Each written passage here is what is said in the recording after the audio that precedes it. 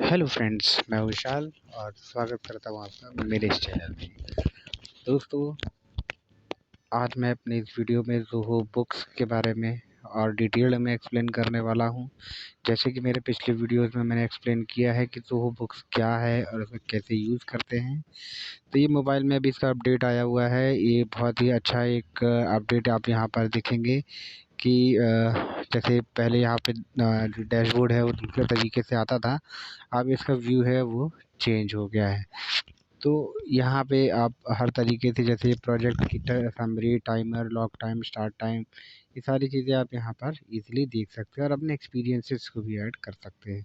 तो दोस्तों, आज मैं आपको यहाँ पर सेल मॉड्यूल के बारे में बताने वाला हूँ कि सेल मॉड्यूल में क्या क्या ऑप्शंस हैं और उनको कैसे आप यूज़ कर सकते हैं।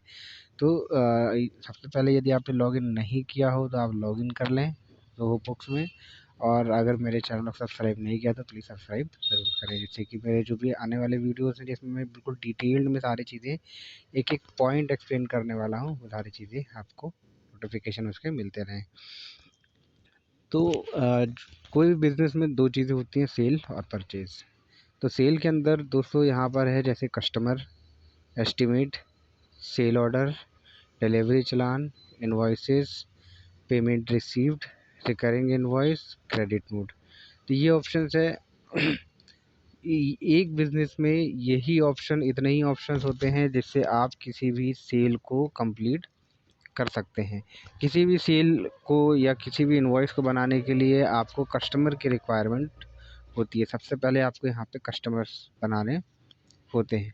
तो कस्टमर बनाने के लिए आपको कस्टमर मॉड्यूल पर जाना होगा। कस्टमर मॉड्यूल पर आप जाएंगे, सॉरी बंद हो गया ये। कस्टमर मॉड्यूल पर आप जब जाएंगे तो यहाँ पर आपको ऐड बटन मिलेगा।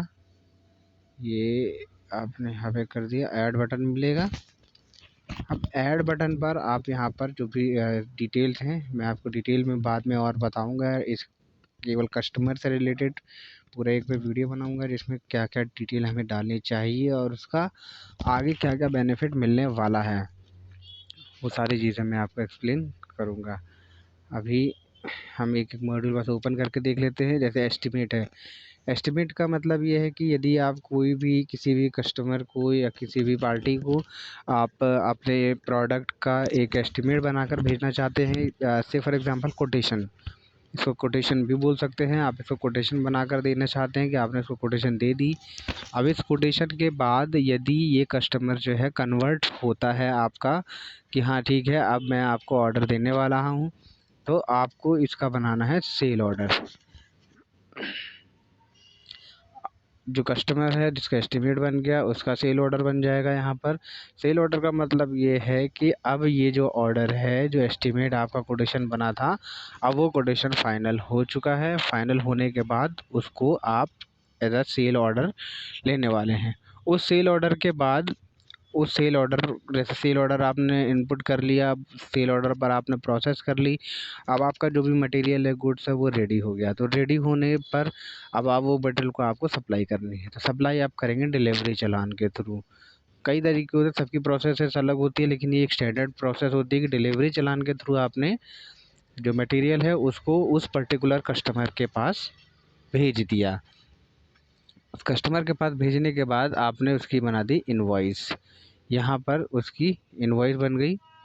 अब ये इनवॉइस है, यहाँ पर आपकी इनवॉइस बन जाती है। इनवॉइस के बाद आता है पेमेंट रिसीव्ड।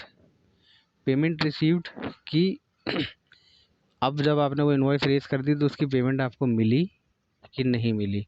यदि मिल गई है तो वो यहाँ पर एंट्री होगी और वो पर्टिकुलर जो इनवॉइस है वहाँ पे ओवर ड्यू दिखा रहा होगा, तो वहाँ पे वो पेड दिखाने लगेगा। ओवर ड्यू या सेंट जो भी स्टेटस होगा वो वहाँ पे स्टेटस उसका पेड दिखाने लगेगा। रिकरिंग इनवॉइस बहुत अच्छा फीचर है ये रिकरिंग इनवॉइस का, ये मैं डिटेल में और बताऊंगा। रिकरिंग इनवॉइस का मतलब ये है कि यदि ऐसी कोई इनवॉइस है, ऐसी कोई पार्टी जिस पर आपको मंथली एक अमाउंट का बिल बनाना होता है, जैसे AMCs के होते हैं कि यदि आपको उस कस्टमर को 1,000 रुपये महीने का, 2 तारीख को 1,000 रुपये महीने का ऑटो बिल जनरेट करके देना है, तो उस कंडीशन में आप इसको रिकरिंग इनवॉइस में लगा देंगे तो वो हर महीने की 2 तारीख को वो बिल जनरेट करके पार्टी को मेल कर देगा या आपको इन्फॉर्म कर देगा या आपको यहाँ पे दिखाने लगेगा कि इसकी इनवॉइस बन चुकी है। तो बहुत अच्छा फीचर है, इससे आपको बार बार जाके इनवॉइस पे जाके पूरी प्रोसेस नहीं करनी पड़ेगी। एक बार आपने उसको बना दिया तो वो रिकरिंग इनवॉइस जितने समय तक के लिए बनाएंगे उतने समय तक ही बनती रहेगी। अब से फॉर एग्जांपल बीच में यदि उसने बंद कर दिया कि नहीं अब मुझे ये सर्विस नहीं लेनी है या ये चीज़ें जो बड़ी बंद कर दूँ, तो आप उस इनवॉइस को रिकरिंग इनवॉइस को स्टॉप भी कर सकते हैं। क्रेडिट नोट्स का मतलब ये होता है कि यदि अब आपने से फॉर एग्ज़ाम्पल 1,000 रुपये की इनवॉइस किसी भी कस्टमर को आपने काटी थी। अब उसको इनवॉइस काटने के बाद यदि उसने बोल दिया कि मुझे डिस्काउंट चाहिए था या जो भी था या कुछ सेटलमेंट था या मतलब आपने उसने आपको 800 रुपये दिए। अब बोले 200 रुपये आप कर दीजिए या जो भी करना है, मैं नहीं देने वाला हूँ या आप क्रेडिट कर दीजिए या फिर से फॉर एग्ज़ाम्पल उसने 1,000 रुपये दे दिया आपको।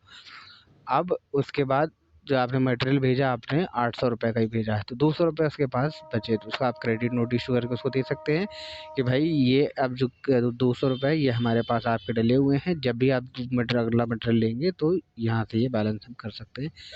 तो ये क्रेडिट नोट यहाँ पे बन जाता है।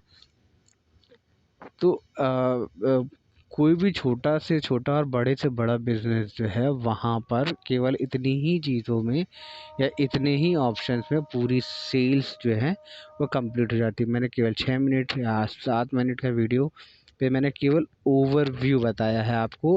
अगले वीडियो से मैं आपको एक-एक मॉड्यूल जैसे सेल्स मॉड्यूल के अंदर एक-एक ऑप्शन जो हैं कस्टमर में भी बहुत सारी चीज़ें होती हैं, वो मैं आपको एक-एक करके एक्सप्लेन करता रहूँगा। आशा करता हूँ कि वीडियो आपको पसंद आया हो। वीडियो को लाइक करें, चैनल को सब्सक्राइब करें। Thank you for watching.